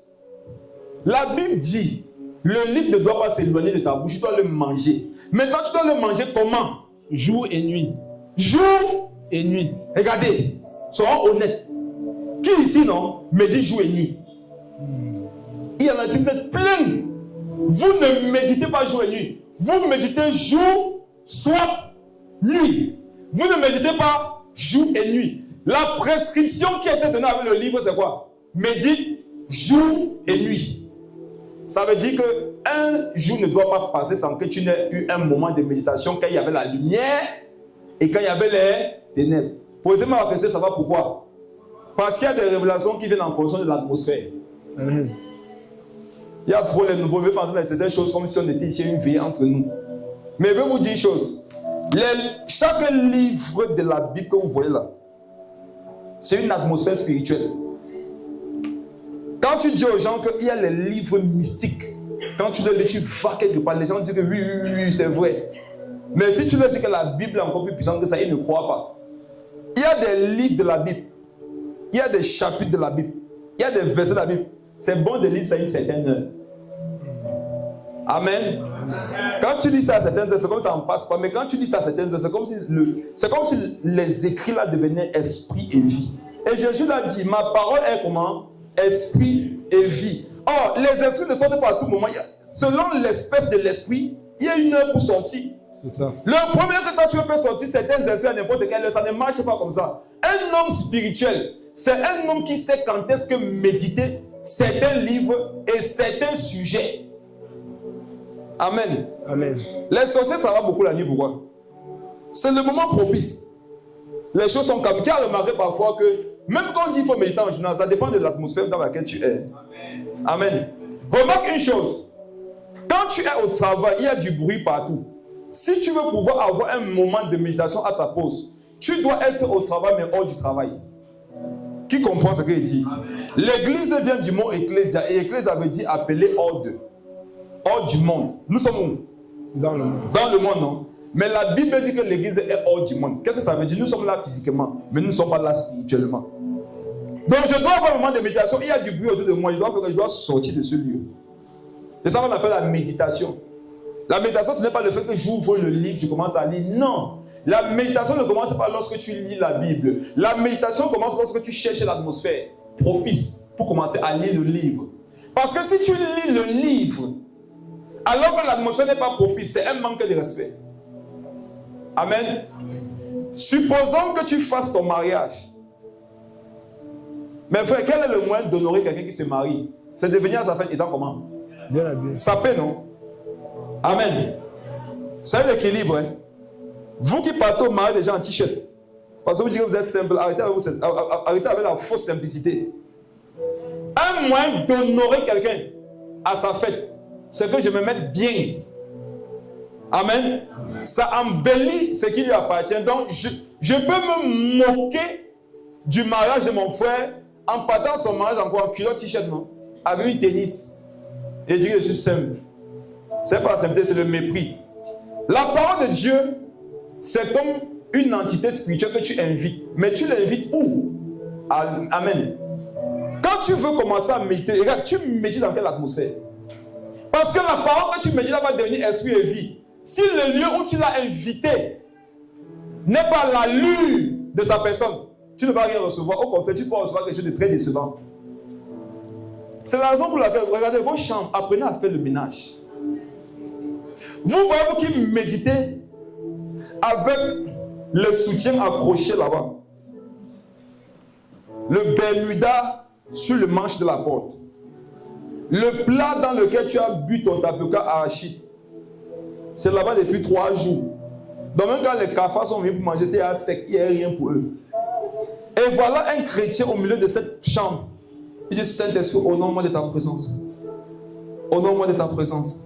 Et regarde, si tu es normal, non, tu vas commencer à avoir par réfléchir, qui est-ce que je suis en train d'inviter? Je l'invite où? Tu peux inviter seulement le chef de ton quartier dans ta chambre là. Qu'est-ce que vous faites maintenant? Vous savez seulement qu'un frère arrive chez vous. Il ne t'a pas averti. Frère, j'arrive dans 2 minutes, je serai chez toi. Souviens le but de rapprocher, non? Il commence à... Pourquoi? Parce que c'est une honte de recevoir certaines personnes et une certaine atmosphère. Maintenant, tu arranges un peu rapidement quand un frère arrive. Tu n'arranges pas quand le Saint-Esprit vient. Tu ne respectes pas Dieu. Quelle est la recommandation que Adam avait reçue dans le jardin alors qu'il n'y avait pas encore le péché? Il devait entretenir le jardin. Dieu aime l'ordre. Il y en a ici, quand vous priez souvent la prière, ne monte pas, c'est parce que la chambre est désordonnée. Je vous dis ça. Je vous le dis. Finissez souvent, faites l'expérience. Va prier en face de ton Bermuda sale là. Invoque tous les noms de Dieu que tu connais. Amen. Prie en langue, crie. Fais tout ce que tu fais. Regarde, il y a quelque chose qui va se passer. Mais considère celui que tu invites. Et décide d'arranger ta chambre, même pas pour toi, pour lui. À un moment donné, il faut faire les choses pour Dieu. Amen. Comme je sais que je vais inviter le Saint-Esprit ici, commence à dresser ton lit. Arrange les affaires, lave le sol. Mets-toi, je ne parle même pas, tu vas sentir qu'il y a là. Amen. Amen. Même Dieu aime quand c'est propre. Il n'y a pas ça été au paradis. Hein. Comment tu peux invoquer la connaissance qui est propre dans une atmosphère qui est sale? Ton cœur est comment quand tu médites? Il y a les gens, vous êtes en colère contre les gens, vous méditez quoi? Arrêtez ça. Ton cœur en veut à ton prochain. Tu as des choses, tu peux te venger. Tu as le, je ne sais pas, ton cœur est impur et tu le sais. Tu ouvres la Bible et tu lis. Regarde, tu ne vas rien comprendre. Ce que tu vas comprendre là, non, c'est le fruit de ta intelligence. Ce n'est pas Dieu qui te parle. Parce que si Dieu doit te parler, sa parole va venir à toi, esprit et vie, mais pour habiter dans quel cœur? Mais il faut essayer, il y a des choses que vous devez éviter de faire quand vos cœurs sont impurs. La méditation, la prière. Et comme automatiquement tu dois méditer, puis tu dois faire quoi? Régler l'état de ton cœur. Amen. Parce que si tu veux sans prier, sans méditer, c'est un problème. Mais tu peux aussi prier, méditer avec un cœur impur, c'est aussi un problème. Le message derrière, c'est quoi? Purifie vite ton cœur. Quand tu veux donner ton offrande, tu te souviens que non, on connaît, non? Il faut appliquer la chanson maintenant. Tu as beaucoup chanté, maintenant applique la chanson. Amen. Médite-le jour et nuit. Tu dois prendre l'engagement aujourd'hui de recommencer à méditer jour et nuit. Je sais qu'il y en a ici, vous avez perdu cette habitude. Quelqu'un m'a demandé, papa, quelles sont tes heures de méditation et de prière? Comment il n'est plus? Quand tu es arrivé à un certain niveau, tu n'en as plus besoin. Mais quand tu as remarqué que tu es indiscipliné, fixe-toi des heures. Moi, je médite à toute heure, je prie à toute heure. Donc, mais forcément, on sait qu'il y a des tranches horaires où ça va te trouver souvent. Quand tu as remarqué que je peux passer 1 jour, 2 jours, 3 jours, je ne médite pas, il faut te fixer 1 heure de méditation. Amen. Mets le réveil, discipline-toi. 1 heure au jour, 1 heure à la nuit. C'est préférable le plus tôt possible le matin. Parce que quand les activités commencent là, tu vas voir que même ton esprit sera plus disposé. Quand tu ouvres ta Bible, ce n'est pas sûr que tu auras la capacité de sortir de l'atmosphère du bruit pour être concentré. Dès que tu veux dire Matthieu, le klaxon ici, pim, pim. Après, tu comprends que donne-moi une bière. Parce que tu as un bar quelque part au-delà de la maison. Après, tu comprends, oh, la bagarre ici, là. Amen. Tu ne peux pas méditer comme ça. Regardez, prenez la Bible. La Bible, ce n'est pas n'importe quel livre. Les écrits bibliques, ce n'est pas la nourriture des chiens. C'est la nourriture des hommes spirituels. Il faut la considérer. Qui a remarqué que quelqu'un d'un bon restaurant, il filme la nourriture? Tu veux mon regard?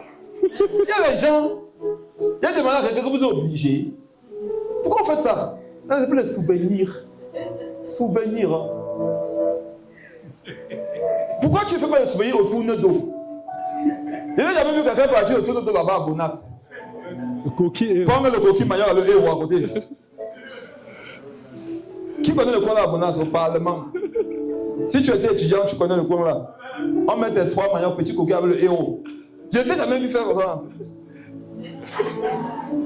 Mais quand tu amènes un petit à Bastos, où on manque dans le plat, les cuisiniers sont les menteurs. On prend le riz, on appuie, on dépose. On prend un gambas, on le chauffe un peu comme l'épreuve. Baptême de feu, on met à côté. On prend le miel, on prend la cuillère, on trempe, on écrit à côté 15 000. Les cuisiniers en ont fait plein. 15 000 sur quoi, mon père? C'est la photo de la nourriture. On me l'a dit, tu donnes la photo. Amen. Mais quand c'est les gens, on te voit faire les... Amen. Pourquoi? Parce que le plat là a de la valeur pour toi. Donc, comme ça a de la valeur, tu le mets dans un certain contexte de ta vie. La parole de Dieu, c'est la plus belle des nourritures. Amen. Pourquoi ne vois pas ton engouement là quand tu dois méditer? Tu médites avec des involtures. Il y a les gens, ils méditent. Tu lis un verset, après tu prends ton téléphone, tu es sur TikTok. Après tu dis que, je méditais. Tu reviens, tu même où cette personne était où, mon Dieu? On était où, mon Dieu? Et Jésus a côté comme un enfant, non? Quand on était ici, maître, on était ici là, verset 2:8, c'était là-bas qu'on était. Il était en train de dire que non, cette fois qu'Abraham, la personne va dire que, quand est-ce que tu as Kabuka? Amen. Comment tu l'as vu, fille, comment tu reviens? Hey, papa Yahweh, excuse-moi. Excuse-moi, mon Saint-Esprit. Excuse-moi, mon Seigneur. Mon Seigneur, c'est son Seigneur. Hein? C'est son Seigneur comme ça là. Il y en a, Jésus n'est pas votre Seigneur. C'est votre ami. Parce que son ami, non, on fait comme ça. Le jour où Jésus va devenir ton Seigneur, tu vas méditer la Bible. Beaucoup vous n'arrivez pas à méditer parce que vous n'avez pas fait de votre Seigneur. Quand Jésus sera ton Seigneur, tu vas comprendre qu'on se soumet à un Seigneur. Commence la méditation, tu finis avant de faire ce que tu as fait. Amen. Moi, j'avoue que souvent, je vais arrêter la méditation parce que la vérité que j'ai découverte là, non, c'est trop bon. Il fait la bonne pause, non? Il me réjouit d'abord de ce que j'ai mangé avant de revenir continuer. Parce que j'ai l'impression que si je continue comme ça, ça va faire du trop plein. Prenez la vie de méditation au sérieux. On va développer ce sujet. Et vous allez voir comme que la vie de beaucoup, non? C'est tel que c'est non. C'est simplement que vous ne méditez pas. Vous pensez que vous avez besoin d'autre chose, alors que vous avez simplement besoin de méditer sérieusement. Tu n'as pas besoin de l'imposition des mains, je te dis. Tu n'as pas besoin de retraite. Aujourd'hui, les gens prennent la retraite pour tout. Avant que quelqu'un prenne une retraite, tu savais que le problème, c'est sérieux. Mais quand on voit pourquoi tu prends la retraite aujourd'hui, la Bible a réglé le problème. Comment tu peux prendre une retraite spirituelle pour un problème que la Bible a réglé? Écoutons.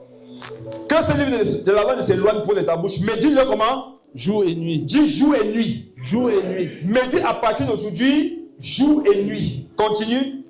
Pour agir fidèlement. Maintenant, tu agis. Voici le protocole. Parce que vous aimez la partie qui dit que c'est alors que tu auras du succès. Le succès, là, c'est une conséquence. C'est une conséquence de quoi? Du fait que chaque jour, je médite jour et nuit. Quand je médite, arrêtez avec vos affaires, quand je médite, je ne comprends pas, tu comprends. Amen. C'est une impression, tu comprends. J'aime beaucoup prendre cet exemple. Quand on partait composé à l'école,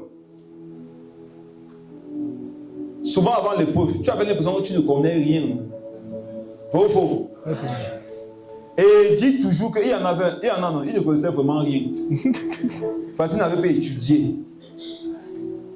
Et les paresseux qui n'étudiaient pas, qui ne connaissaient pas, quand ils écoutaient les génies commenter avant la compo, les génies, le gars comme ça qui a eu 19 en maths, 20 en physique, les gars étaient en train de dire que mon frère, c'est comme si ma tête est vide.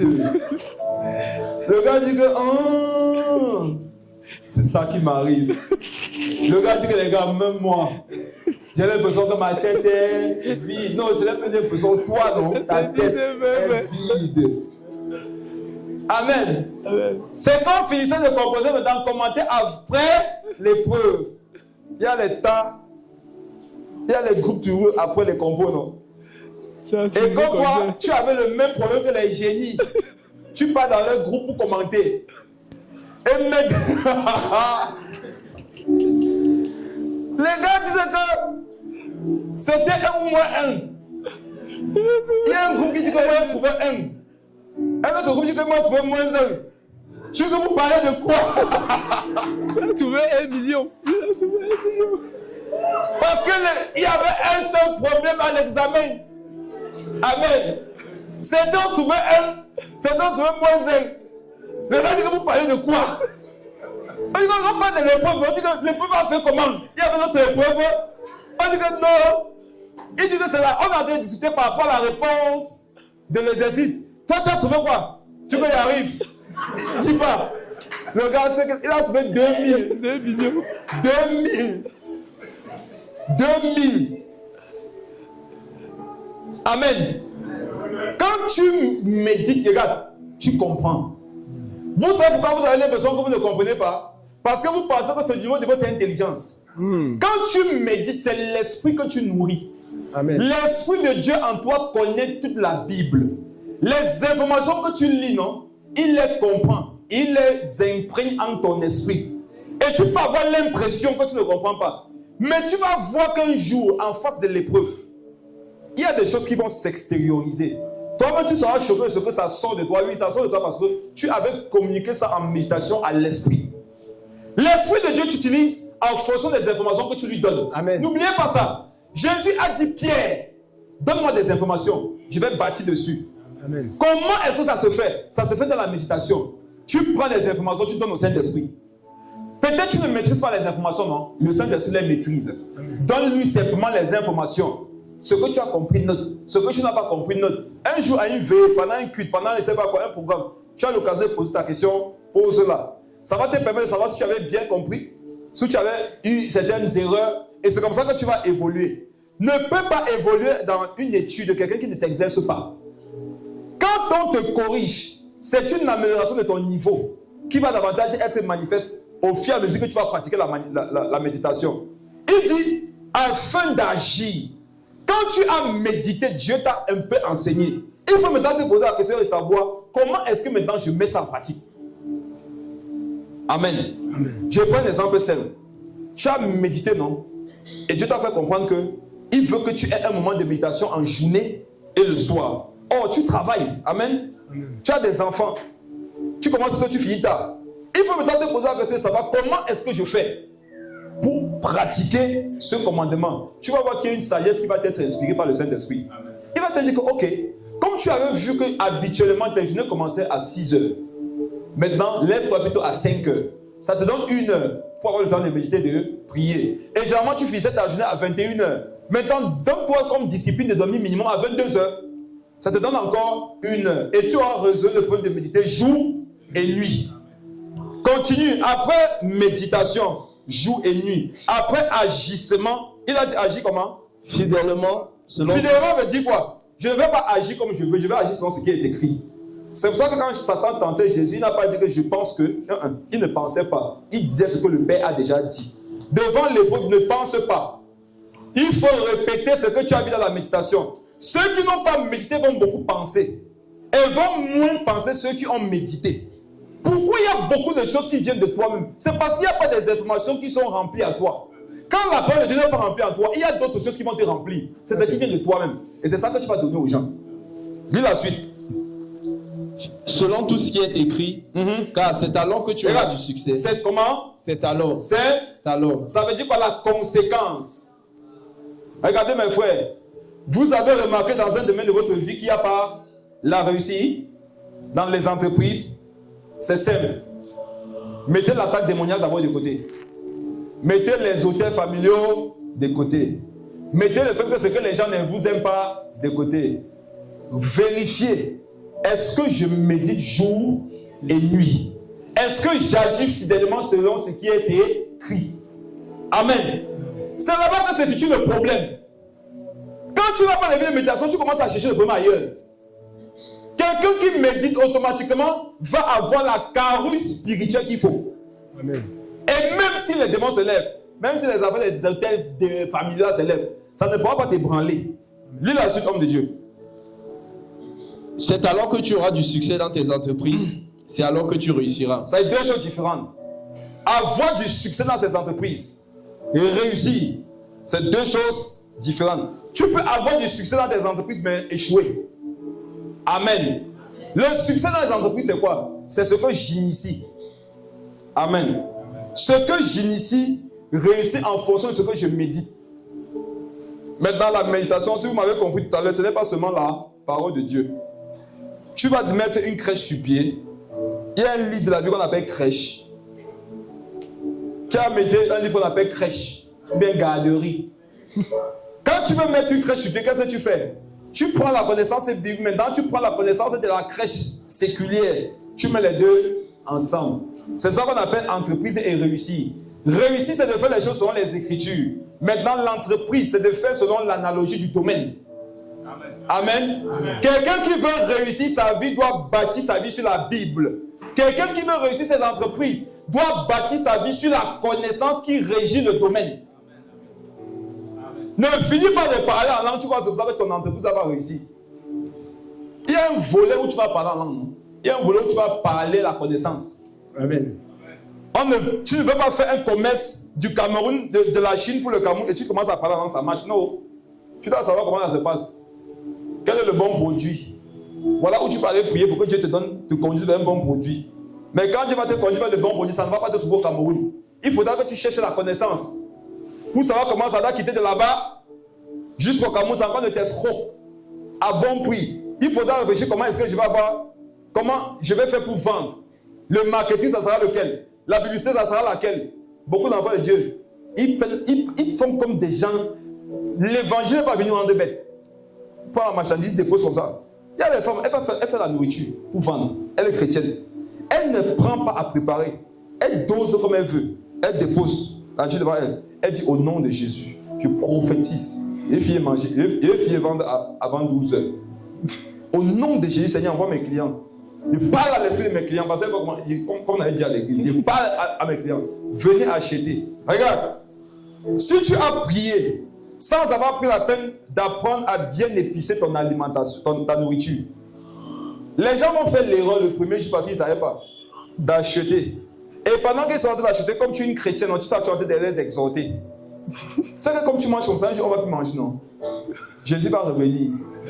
Et tu as donné de remarquer que la chrétienne ne connaît pas préparer. La personne va manger, ça ne sera pas bon. Mais comme tu prêchais quand même, il a écouté, il a forcé. Après, diarrhée. Mauvais témoignage. La personne va dire que vous connaissez la chrétienne. Comme tu prêchais, non? Une femme là-bas, elle parlait trop de Dieu, ne mangeait pas chez elle. Et à côté, tu peux avoir une Jézabel. Amen. Qui étudie.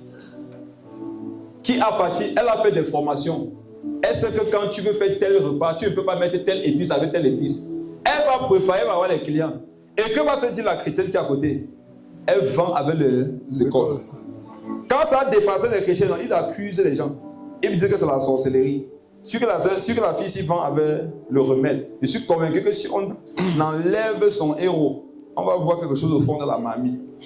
Je suis sûr qu'elle fait des choses qu'elle doit aller préparer. Ce n'est pas toujours ça. Formez-vous. Il faut se former. Amen. Relis le verset en entièreté.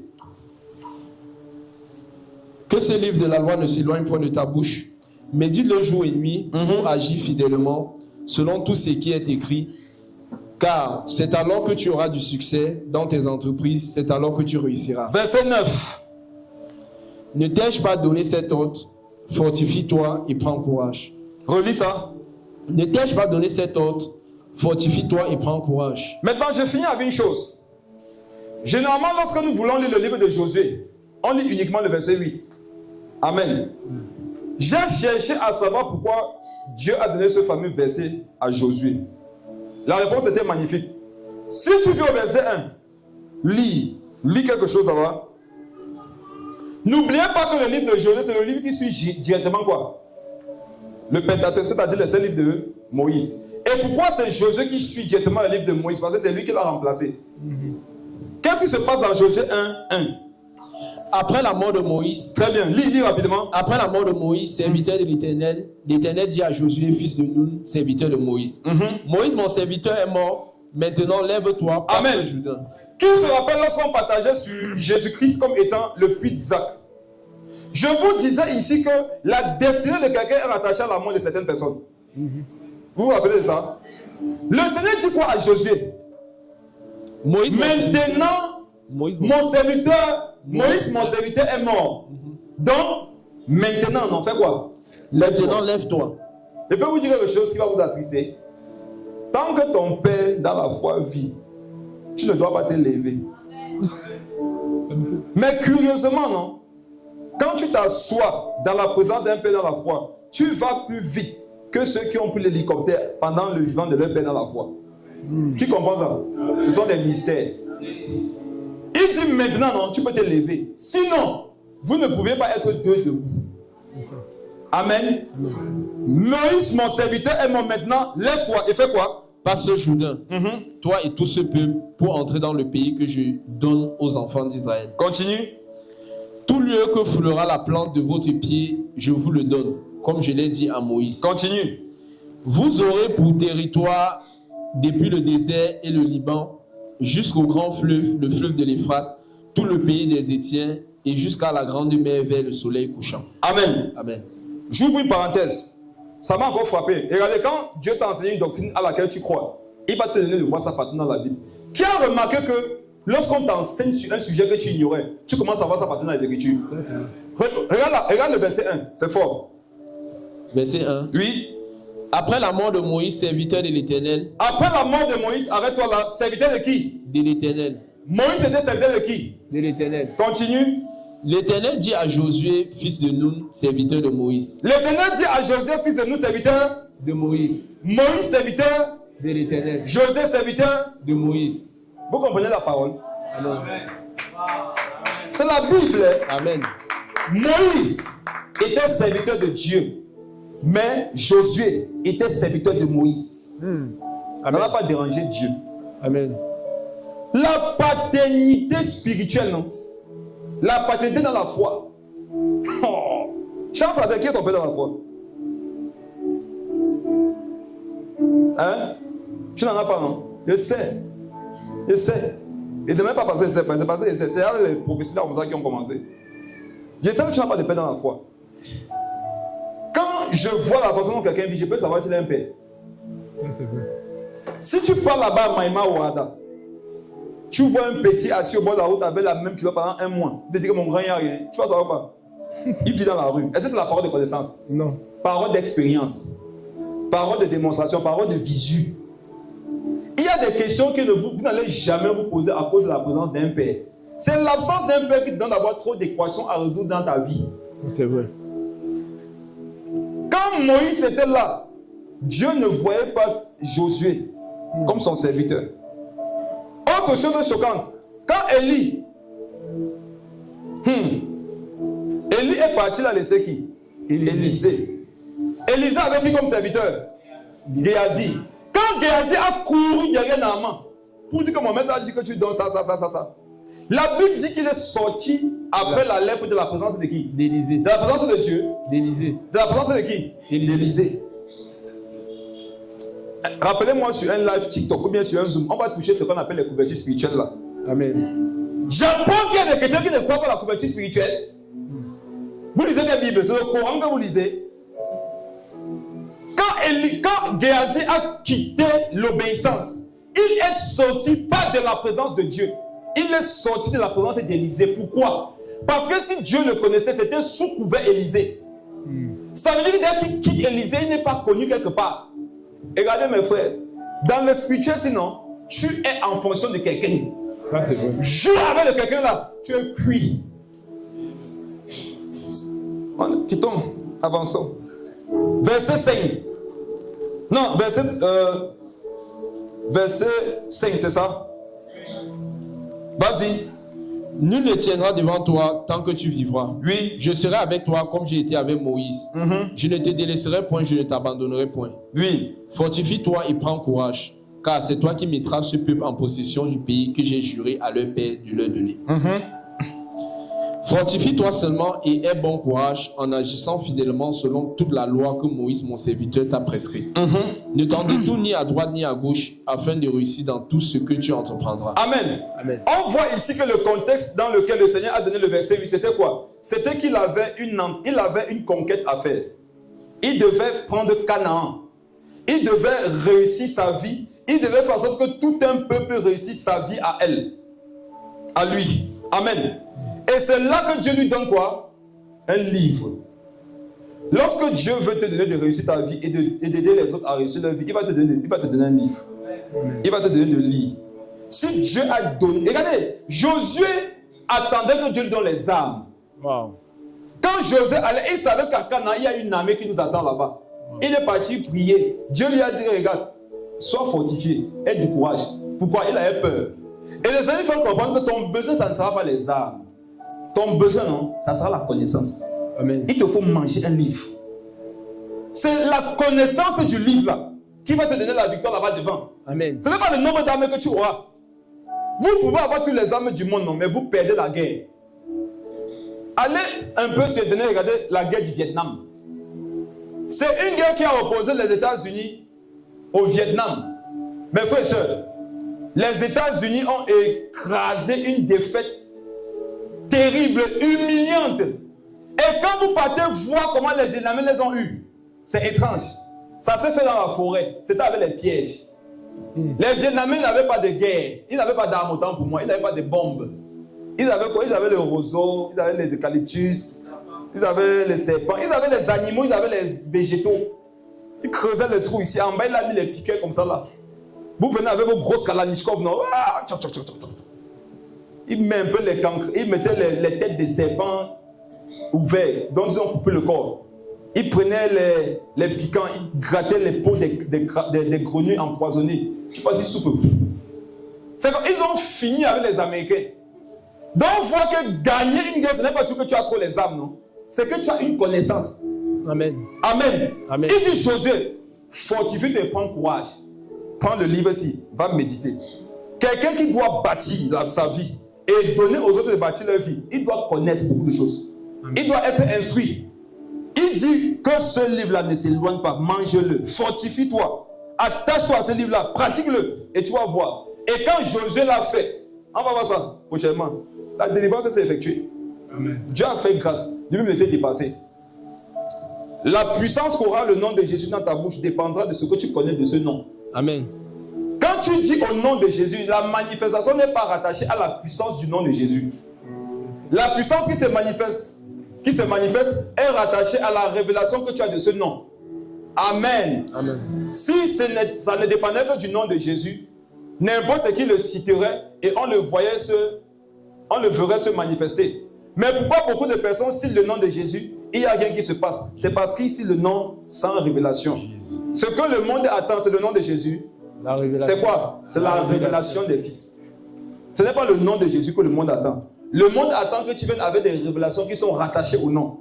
Quand tu viendras avec des révélations rattachées au nom, là il y aura quelque chose qui va se passer. Donc ce qu'on a dit aujourd'hui, c'est ça. Amen. Amen.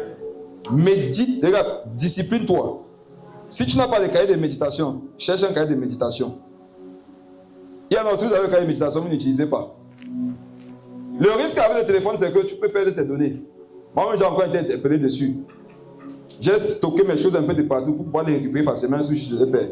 Mais mes frères, garder ces connaissances en écrit, c'est une sagesse. C'est une grande sagesse.